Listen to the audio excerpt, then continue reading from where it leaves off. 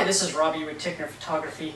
Today I thought I would do a 6-month review of my AlienBees B800 studio strobe. I've used this almost every day for the last 6 months in a variety of different conditions, and this strobe has done really well for me. It's relatively light, relatively small, compact head, and it outputs quite a bit of light. It's really nice. Even with some larger modifiers on there, it still is plenty powerful for my studio. This B800 outperforms my other studio strobes by quite a bit, although this one's a fair amount more expensive. I believe this runs at about $250, $300, somewhere in that range. But it's well worth it. It's much more inexpensive than some of the other really high-end models, but it produces some nice light. So let's take a look at some of the features of this AlienBees B800. So here we have the back of the unit. It has a few buttons and an analog power control.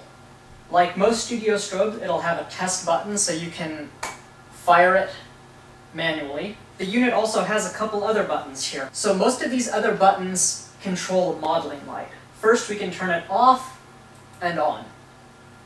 The second button is to let it track the output.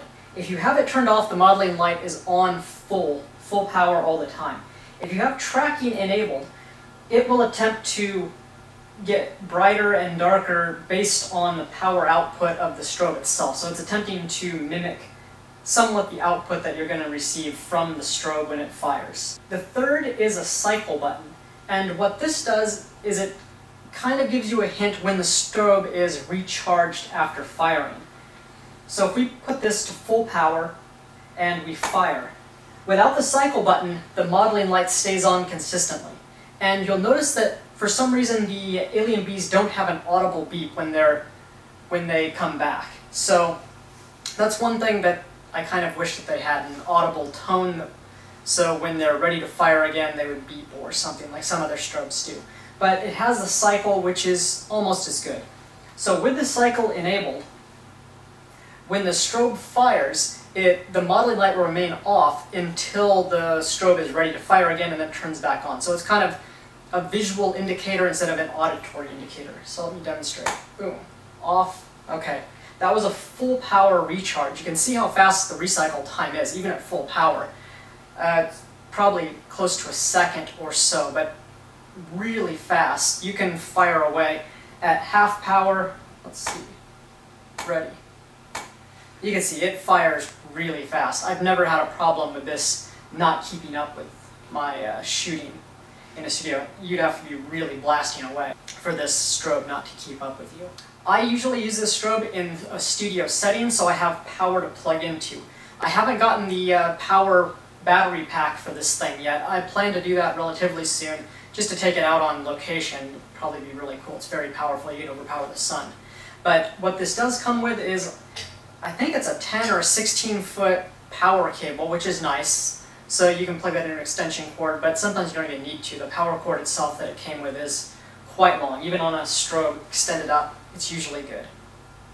It also comes with a very long sync cable, which is useful because I plug my radio triggers into the sync cable, and then into the sync port right here, and that allows me to trigger them remotely. Another feature of the AlienBees B800 that you'll sometimes hear about is a speed ring. And what that is the way that things attach to it. Turn it off. You'll see there's two finger clamps right here that when you squeeze, the attachment points come in and then the modifier pops right off. And you can slide your secondary or your other modifiers onto it. If you buy a beauty dish from Pulse Buff, who makes the AlienBees, it'll have a speed ring adapter. You can just slide it right on there, and the attachment takes seconds. It's really cool. You'll also notice that this modifier that comes with it, the reflector, has a hole in the top, and that's to allow an umbrella to attach. There's an umbrella attachment point at the top, so you would attach this, you would line the reflector up, and then you can attach an umbrella through that, and that's how you attach the umbrella to this port. It slides right in the back, it has a screw, and that allows you to direct the light right into the umbrella. It has a built-in attachment point. The beauty dish is attached in a kind of similar way. It has an internal reflector. I'll show you how to attach the beauty dish. So to attach a 22-inch beauty dish, you take off the standard reflector. So the beauty dish has the speed ring adapter, so it should slide right on here.